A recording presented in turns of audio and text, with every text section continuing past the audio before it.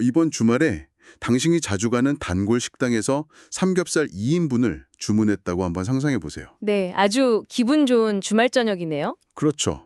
지글거리는 불판 위에 고기를 다 올리고 영수증을 슬쩍 보는데 문득 예전보다 막 훌쩍 뛰어오른 가격표가 눈에 들어오는 겁니다. 아, 요즘 물가 생각하면 충분히 그럴 수 있죠. 네, 보통 우리는 이제 이럴 때 물가 상승을 탓하거나 아니면 식당 사장님이 이윤을 되게 많이 남긴다고 투덜거리잖아요. 네, 흔히들 그렇게 생각하죠. 하지만 오늘 저희가 파헤쳐볼 이 자료들은 완전히 다른 이야기를 하고 있습니다. 당신이 지불한 그 고깃값, 사실은 저 멀리 아르헨티나의 가뭄이나 태평양의 폭염이 청구한 약간 기후위기 영수증일지도 모른다는 거죠. 기후위기 영수증이요? 와, 표현이 확 와닿네요. 네, 우리가 무심코 먹는 고기 한 점은 그저 농장에서 자라난 동물이 아니라는 겁니다. 그 안에는 어마어마한 양의 곡물, 그리고 24시간 돌아가는 에어컨의 화석연료, 또 태평양을 건너오는 거대한 물류 네트워크가 막 겹겹이 압축되어 있거든요. 그러니까 이른바 결합자본인 셈이네요. 맞습니다. 그래서 오늘 이 심층 탐구 시간의 미션은 명확합니다.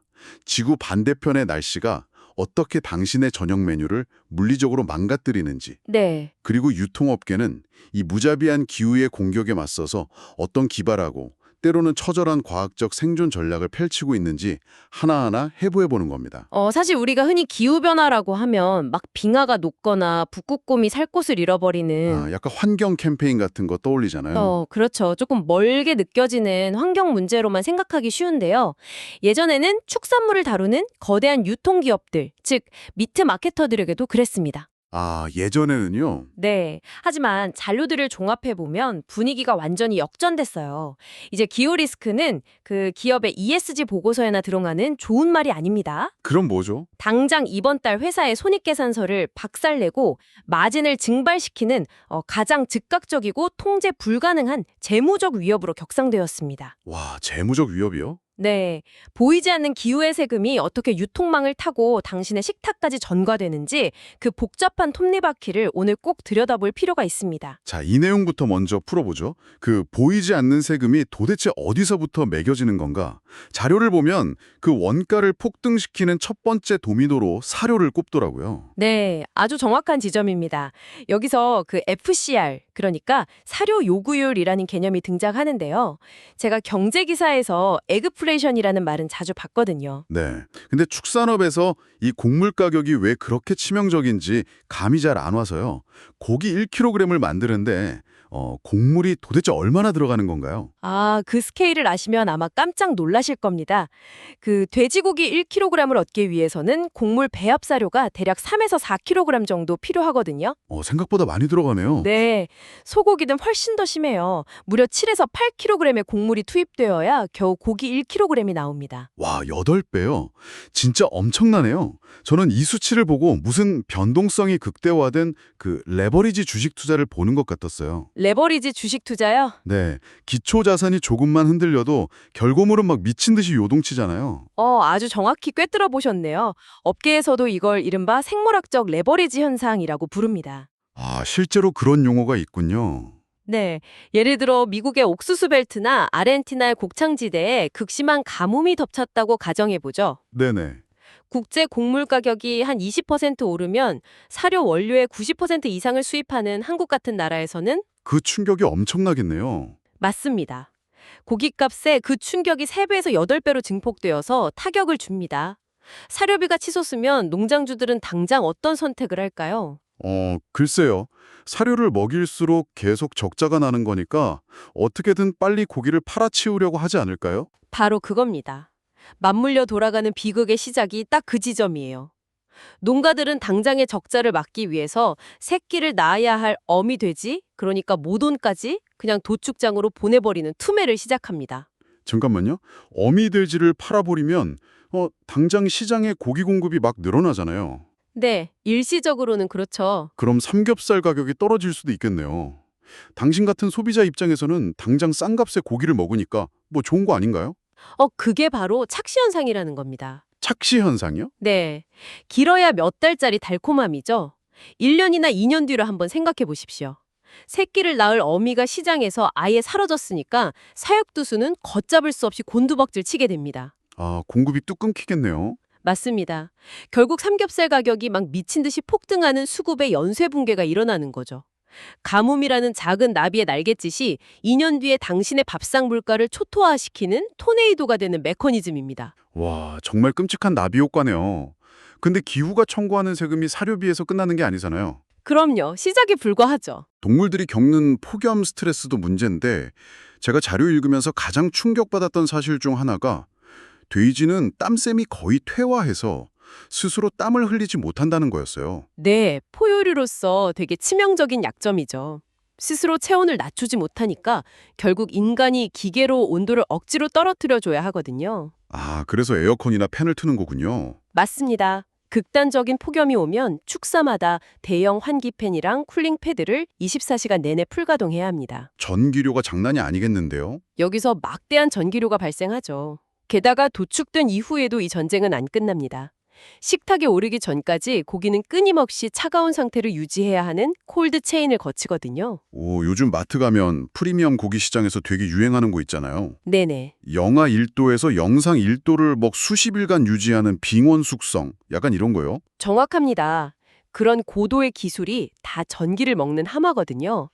전 세계적인 에너지 가격 상승이랑 탄소세 도입 같은 이슈가 맞물리면서 이 콜드 체인의 고정비가 무섭게 팽창하는 겁니다. 진짜 사료비 폭등에 에어컨 전기료에 냉장 유통비용까지 와, 벌써 숨이 턱턱 막히는데 여기에 물류망까지 마비되고 있다면서요?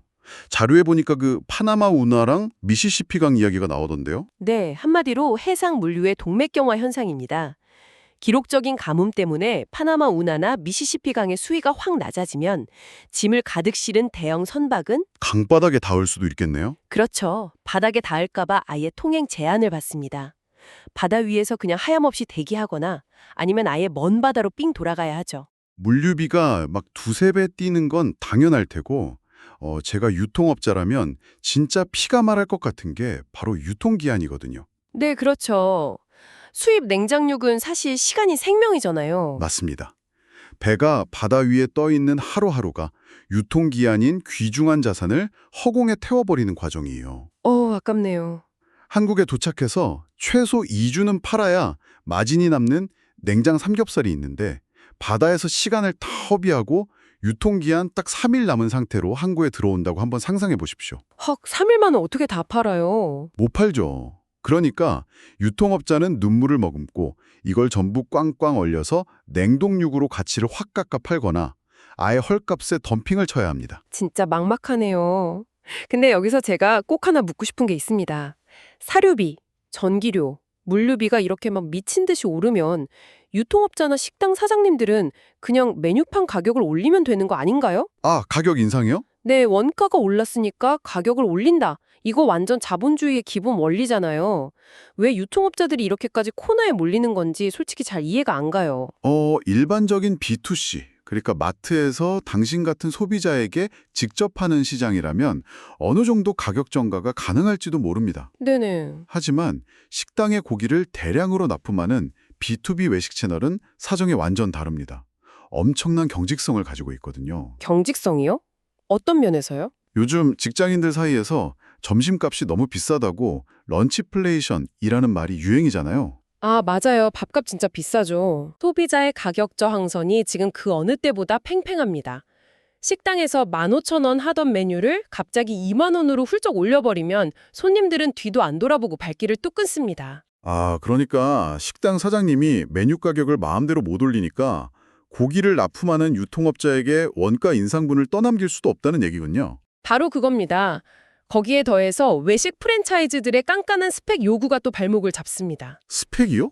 고기에도 스펙이 있나요? 그럼요. 혹시 동남아 여행 가보셨다면 말레이시아식 크리스피 로스트 포크인 시오육이나 태국식 바비큐인 묵가따 드셔보셨을 텐데요. 아, 네. 묵갔다 좋아해요. 이런 프랜차이즈들은 맛을 전지점에서 일정하게 유지하기 위해서 껍질의 두께, 지방의 비율, 심지어 고기의 산도까지 아주 특정한 스펙의 원육만 고집합니다. 아하, 정해진 규격이 있군요. 네.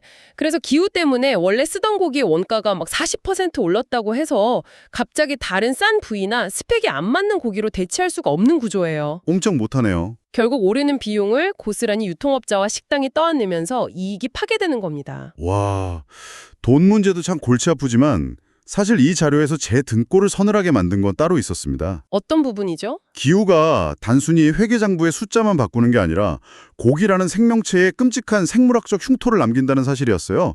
폭염 때문에 물돼지가 만들어진다는 대목? 이거 정말 충격적이던데요. 네, 식육과학에서는 이걸 PSI기 6이라고 부릅니다. PSI요? 네, 영어 알파벳 PSE인데요. 창백하고 물렁거리며 육즙이 줄줄 흘러나온다는 영어 단어들의 앞글자를 딴 겁니다. 날씨가 덥다고 돼지고기에서 물이 뚝뚝 떨어진다니 도대체 동물 몸속에서 무슨 일이 벌어지는 건가요? 도축장으로 향하는 트럭 안을 한번 상상해 보십시오. 극심한 폭염 속에 노출된 돼지는 극도의 패닉 상태에 빠지게 됩니다. 스트레스를 엄청 받겠네요. 네, 심장 박동이 막 빨라지고 숨을 헐떡이면서 근육 안에 비축해둔 에너지원, 즉 글리코겐을 맹렬한 속도로 태우기 시작합니다. 마치 인간이 전력 질주를 할 때처럼 말이죠. 에너지를 급격하게 쓰는군요. 문제는 이 과정에서 다량의 젖산이 생성된다는 겁니다. 아직 체온이 펄펄 끓을 정도로 높은 상태인데 젖산 때문에 고기의 산도가 급격히 떨어지게 되는 거죠. 그러니까 뜨거운 온도에 막 산성 물질까지 덮친 거네요. 네, 고온과 낮은 산도라는 이 최악의 조건이 만나면 근육 단백질이 말 그대로 변성되어 버립니다. 열을 받은 단백질이 쪼그라들면서 수분을 꽉 붙잡아두는 능력을 완전히 상실하는 거죠. 헐, 그래서 물이 빠져나오는군요. 맞습니다. 썰어놓으면 조직이 허물어지고 물이 줄줄 새어나오는 겁니다. 세상에. 아까 말씀하신 그 시오육 프랜차이즈 주방에 이 물돼지가 들어갔다고 한번 생각해 보세요. 껍질을 바삭하게 튀기듯이 구워야 하는데 고기에서 수분이 폭발하듯 막 쏟아져 나오면 껍질은 완전히 눅눅해지겠죠? 요리는 완전히 망치는 거네요. 묵 갖다 불판에 올리면 수분은 다 날아가고 무슨 퍽퍽한 고무줄 씹는 맛이 날 테고요. 네, 상품 가치가 아예 없어집니다. 그럼 반대로 갑자기 기록적인 한파가 막 몰아칠 때는 어떤가요? 추위에 덜덜 떨던 가축들은 고기가 어떻게 변합니까? 폭염과는 정반대의 원리로 최악의 결과물이 나옵니다. 한파에 시달리며 체온을 유지하려고 덜덜 떨던 소나 돼지는 도축장에 도착하기도 전에 근육 속 에너지를 바닥까지 긁어 써버리거든요. 에너지가 아예 없는 상태가 되네요. 네, 에너지가 없으니까 도축 후에 사후강직이 일어나면서 자연스럽게 만들어져야 할 젖산이 안 만들어집니다. 아까 폭염 때는 젖산이 너무 많이 나와서 산도가 뚝 떨어졌는데 이번엔 산도가 떨어지질 않는 거군요. 정확합니다. 정상적인 고기라면 산도가 낮아지면서 자연적인 방어막이 쳐져야 하는데 높은 산도 상태에 그냥 머물게 되는 겁니다. 그러면 어떻게 되죠? 단백질 구조가 비정상적으로 팽창하면서 고기 안의 수분을 마치 스펀지처럼 꽉 쥐고 절대 놓지를 않게 됩니다. 수분을 안 놔준다고요? 네, 겉으로 보면 수분이 밖으로 안 나오니까 표면은 되게 끈적거리고 빛을 흡수해버려서 색깔은 아주 탁하고 어두운 암적색을 띠게 되죠. 이걸 DFD6이라고 합니다. DFD요? 네, 어둡고 단단하며 표면이 건조하다는 뜻이죠. 와, 당신 같은 소비자가 마트 정육 코너에 갔는데 선홍빛의 예쁜 고기들 사이로 막 시커멓게 멍든 것처럼 탁하고 끈적거리는 고기가 있다고 상상해 보세요. 네, 보기만 해도 거부감이 들죠. 당연히 유통기한이 지나서 썩기 직전인 악성재고라고 생각하지 않겠습니까? 그렇죠. 실제로는 도축한 지 며칠 안 된 아주 신선한 고기라도 말입니다. 경제학에서 말하는 전형적인 레몬 시장의 심리가 작동해서 아무도 사지 않는 불량품이 되는 겁니다. 억울하겠네요, 유통업자 입장에서는. 게다가 산도가 높게 유지되기 때문에 세균과 미생물이 번식하기에는 거의 천국 같은 환경이 조성되거든요. 부패 속도마저 엄청나게 빠릅니다. 최악이네요, 진짜. 가뭄은 어떤가요? 가뭄 역시 끔찍한 생물학적 타격을 주죠. 질 나쁜 사료를 먹고 자란 소들은 자랑하던 마블링이 1-2+ 등급에서 2-3등급으로 곤두박질고요. 프리미엄으로 불리는 흑돼지, 버크셔케이마저 새하얀 지방이 누렇게 변질되는 황지방 현상을 겪게 됩니다. 유통업자 입장에서 보면 이건 진짜 악몽 그 자체입니다. 이런 불량 고기들은 슬라이스 기계에 넣고 썰면 모형이 부서지고 핏물이 쏟아져서 정상적인 상품으로 만들 수조차 없잖아요. 불가능하죠. 식당 사장님들은 불판에서 뻣뻣해진 고기를 맛보고 당장 환불해달라고 난리를 칠 테고요. 여기서 제 머릿속을 스치는 숫자가 하나 있습니다. 어떤 숫자죠? 유통업계에 이익률이 보통 5% 남짓이라고 제가 들었거든요. 만약 날씨 때문에 이 DFD6이나 물돼지를 10,000원어치 폐기했다고 치죠. 네. 그럼 그 10,000원의 손실을 메우기 위해서 유통업자는 대체 얼마어치 고기를 새롭게 팔아야 본전이 되는 겁니까? 계산해보면 무려 20만 원어치입니다. 이렇게 폐기율에 무서운 복리 효과가 생겨버리면 유통업자들은 그냥 얌전히 앉아서 파산하는 날만 기다려야 하는 건가요? 어떻게든 살려낼 방법은 없나요? 그 지점이 바로 오늘 논의의 가장 극적이고 매력적인 반전 포인트입니다. 글로벌 미트 마케터들은 절대 기상청 예보만 보면서 벌벌 떨고 있지 않거든요. 오, 해결책이 있나요? 통제할 수 없는 기후가 남긴 치명적인 흉터를 인간의 과학과 치밀한 재무공학으로 아예 덮어버리는 대반격이 이미 시작되었습니다. 대반격이요? 네. 그들은 이제 농장에서 고기를 떼다 식당에 넘기는 단순한 거관꾼이 아니에요. 고도의 지식 비즈니스를 파는 테크 기업처럼 진화하고 있습니다. 와, 기후 리스크를 기술로 해치한다. 제가 자료에서 제일 흥미롭게 읽은 대목이 바로 이 빙운 숙성의 마법이었습니다. 빙운 숙성? 네, 날씨 때문에 퍽퍽해지고 질겨진 고기를 창고에 보관하는데 그냥 꽁꽁 얼리는 게 아니더라고요. 영하 1도에서 영상 1도 사이에 아주 미세한 온도에 고기를 얼듯 말듯 가둬두잖아요. 네. 그게 아주 정교한 생화학적 턴어라운드 전략입니다. 그 미세한 빙온 상태의 고기를 방치하면 원육 자체가 살기 위해서 스스로 자가분해 효소를 뿜어내기 시작하거든요. 자가분해 효소요? 네, 이 효소들이 기후 때문에 뻣뻣해진 단백질 조직을 마치 가위로 자르듯이 툭툭 끊어내버립니다. 동시에 감칠맛을 내는 이노신산과 글루탐산 같은 아미노산 수치를 폭발적으로 끌어올리죠. 와, 기후가 아주 잔인하게 빼앗아간 고기의 맛과 식감을 유통업자가 통제된 시간과 미세한 온도를 통해서 마치 연금술처럼 되살려내는 거군요. 네, 결함을 완벽한 부가가치로 덮어버리는 겁니다. 결함을 부가가치로 덮는다. 와, 여기에 더해서 메뉴 엔지니어링이라는 전략도 기가 막혔습니다.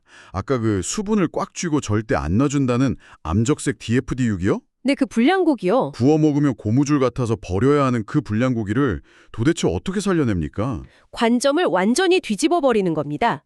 구이용으로는 수분을 안 놔줘서 최악의 보수력이지만 햄이나 소시지를 만드는 가공 공장으로 보내면 어떻게 될까요? 아, 햄이요? 물과 단백질과 지방이 흩어지지 않고 찰떡같이 엉겨붙어 있어야 하는 육가공품의 세계에서는 수분을 꽉 잡고 있는 그 결착력이 최고의 장점으로 돌변합니다. 단점이 오히려 완벽한 스펙으로 전환되는 거죠. 와, 결함을 최고의 무기로 바꿔버렸네요. 그리고 또 값싸고 뻣뻣한 하위 부위인 족발을 가지고 태국식 카오카무, 그러니까 고부가가치 족발 덮밥으로 환골 탈퇴시킨 사례도 정말 놀라웠습니다. 네, 그거 정말 훌륭한 전략이죠. 섭씨 80도 이상의 뜨거운 물에서 장시간 푹 끓이는 습열조리, 브레이징 방식을 쓴다고요? 네, 질긴 부위의 콜라겐을 젤라틴으로 부드럽게 녹여내는 과학적인 조리법을 유통업자가 직접 식당에 제안하는 겁니다. 식당에요? 거기에 식당 주방에서 칼질조차 할 필요 없이 1인분씩 완벽하게 포션 제어를 해서 진공 포장 납품을 해버립니다. 아, 식당 사장님 입장에서는 인건비도 팍 줄이고 남아서 버리는 로스율을 0%로 만들 수 있으니까 완전 대환영이겠네요. 그렇죠. 유통업자가 가공비 명목으로 납품 단가를 조금 올리더라도 서로 윈윈하는 구조고요. 그럼 이게 다 무슨 의미일까요? 주도권이 넘어갔다는 뜻이죠. 네, 유통업자들이 기상이변을 탓하며 앓는 소리를 하는 대신에 고기의 가격 결정권, 즉 프라이싱 권력을 스스로 쥐기 시작했다는 겁니다. 당신이 주말에 단골 식당에 가서 변함없이 바삭하고 육즙 터지는 고기를 맛보면서 기꺼이 지갑을 열 때 그 평화로운 식탁 이면에는 기후의 파동을 과학과 가공기술로 퉁겨낸 유통업자들의 피 튀기는 방어전이 숨어 있었던 거네요. 바로 그 방어전이 유통업계의 오랜 종교를 완전히 무너뜨리고 있습니다. 오랜 종교요? 지난 수십 년 동안 물류와 유통시장을 지배했던 절대선은 바로 효율성이었습니다. 재고를 창고에 하루라도 덜 보관해서 이자 비용과 창고비를 아끼는 방식, 도요타가 창안한 이른바 적시 생산 방식, JIT가 완벽한 성배로 추앙받았죠. 아, 필요할 때 딱딱 맞춰서 가져오는 거요? 네, 하지만 극단적 기후위기 시대에 이 타이탄 링 경영은 한 번의 충격에 모든 게 박살나는 시한폭탄이 되었습니다. 맞아요. 파나마 운하가 가뭄으로 막혀서 배가 막 3주 동안 묵혀 있는데 내 창고에는 효율성을 극대화한답시고 딱 3일치 재고만 남아있다고 생각해보세요. 끔찍하죠.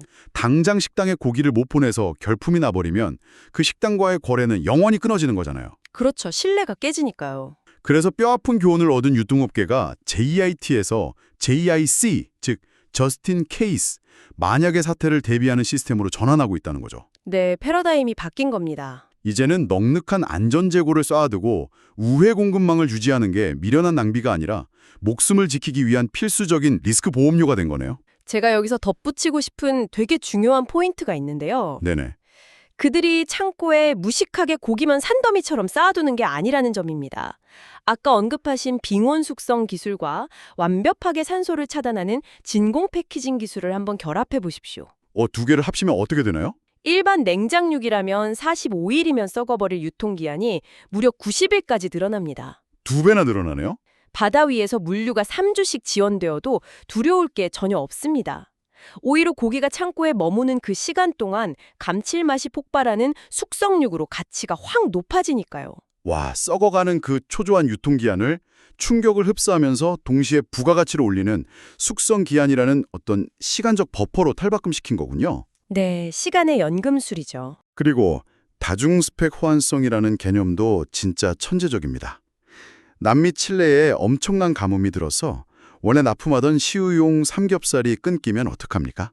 예전 같으면 당황했겠죠? 근데 당황하지 않고 껍질 두께와 지방 비율이 똑같은 스페인산 삼겹살로 즉각 스위치를 켜듯이 대체해버립니다. 맞습니다. 태국식 족발덮밥을 만들어야 하는데 앞발 공급이 막히면 즉시 뒷발을 활용하도록 식당 사장님에게 조리 시간과 레시피를 수정해서 제안하는 거죠. 네, 대안을 바로 제시하는 겁니다. 어떤 재난이 닥쳐도 식당이 내일 아침 무사히 셔터를 올릴 수 있게 영업 연속성을 지켜주는 거네요.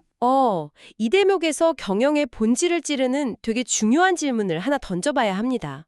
엑셀로 숫자를 만지는 재무 책임자들은 창고에 쌓아둔 잉여 재고나 거래처를 여러 개로 쪼개놓는 다변화 전략을 단순한 비용 손실로 봅니다. 당장 돈이 나가는 거니까요. 네. 하지만 거대한 기후위기가 시장을 딱 덮쳤을 때 평화로운 시절에 비싼 보험료를 내며 차곡차곡 쌓아둔 이 잉여의 힘은 상상을 초월하는 파괴적인 초과 이익으로 돌아옵니다.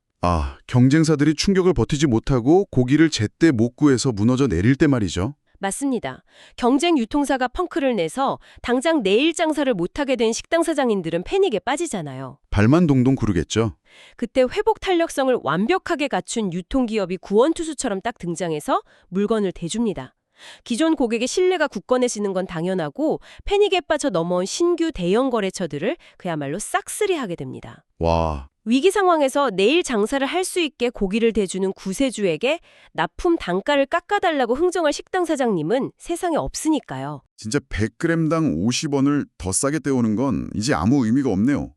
가격 경쟁력의 시대가 끝나고 어떤 재난 속에서도 당신의 비즈니스를 무사히 지켜주겠다는 신뢰를 파는 기업만이 살아남아서 시장을 지배하는 거군요. 네, 주주와 시장이 미트마케터에게 요구하는 새로운 성적표가 바로 그 공급망 회복 탄력성입니다.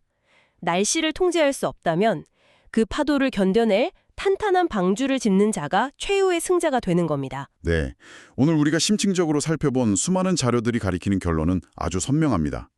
우리가 매일 소비하는 고기의 품질과 가격은 더 이상 쾌적한 공장식 시스템이 찍어내는 공산품 같은 결과물이 아닙니다. 네, 생존의 기록이죠. 치열한 시장 최전선의 유통업자들은 이제 효율성만 바라보던 그 맹목적인 믿음을 버리고 공급망 회복 탄력성이라는 험난하지만 가장 강력한 무기를 준 채 기후위기라는 거대한 적과 전투를 벌이고 있습니다. 맞습니다. 다음번에 당신이 맡음에 대해서 완벽하게 진공 포장된 선홍빛 고기를 고르거나 단골 식당에서 변함없이 육즙 가득한 훌륭한 고기를 맛보게 된다면 한 번쯤 이 이야기를 떠올려 주세요. 네. 당신의 젓가락 끝에 놓인 그 고기 한 점이 사실은 태평양의 가뭄과 옥수수 밭의 폭염을 뚫고 인간의 과학과 재무공학의 방어막을 거쳐 무사히 살아남은 아주 치열한 생존의 결과물이라는 사실을 말입니다. 우리의 평범한 식탁이 사실은 보이지 않는 거시경제와 기후 방어선이 맞부딪히는 가장 역동적인 최전선이라는 사실을 다시금 실감하게 되네요. 를 다루는 유통업자들이 지금 이 순간에도 날씨를 예측하고 과학으로 품질을 해칭하는 일종의 기후리스크 해치 펀드처럼 진화하고 있다면 말이죠.